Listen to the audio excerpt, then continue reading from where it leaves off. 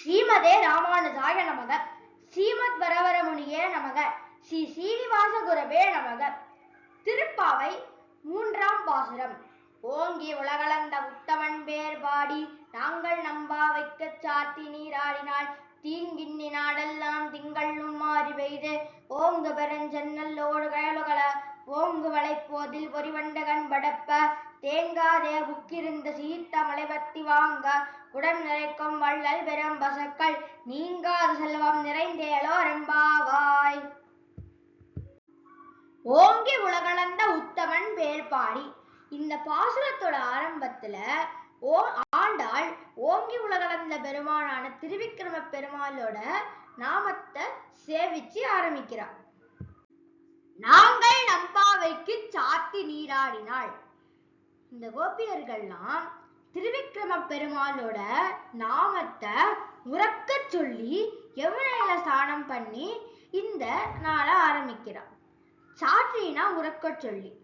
இப்போ ஏன் திடீர்னு ஆண்டாள் கண்ணபிரான ஓட்டு திருவிக்கிரம பெருமாளுக்கு வரணும்?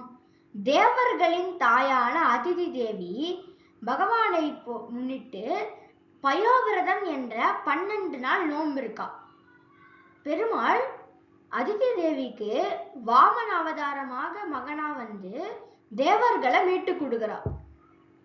இதனாலதான் ஆண்டாள் அந்த ஒருத்தியின் பலனுக்காக இவ்வளோ இது செய்யும் போது பெருமாள் இந்த 5 லட்சம் பெண்களுக்கு பலன் செய்ய மாட்டாரா?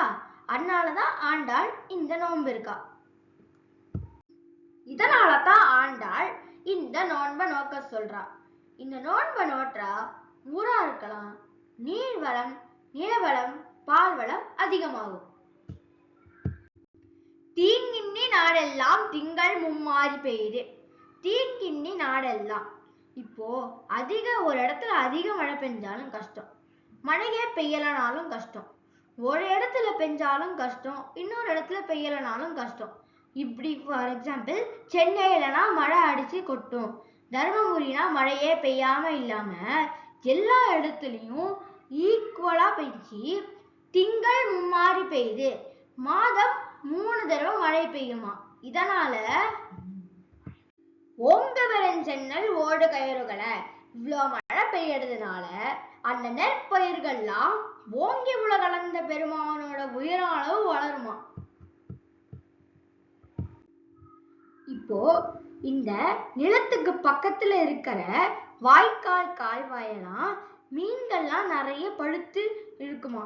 அதனால மீன்கள் வந்து போக டிராபிக் ஜாம் ஆகுமா. அதனால மீன்கள்லாம் துள்ளி துள்ளி போகுமா. பூங்கு வளைப்போதில் பொறிவண்டு கண்படுப்ப. வண்டுக்கு ஒரு பூல தேன் சாப்பிட்டா மட்டும் போதாதான், அது ஒவ்வொரு பூவா போகும்.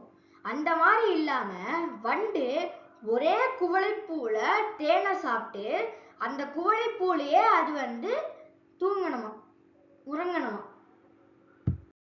தேங்காதே புக்கிருந்து சீத்த முளைபத்தி வாங்க குடம் நிறைக்கும் வள்ளல் பெரும் பசுக்கள். இந்த நிறைய வளர்ந்த புட்கள்லாம் இந்த மாடு சாப்பிட்டு குடம் குடமா பால் வந்து கறக்கிறதாம்.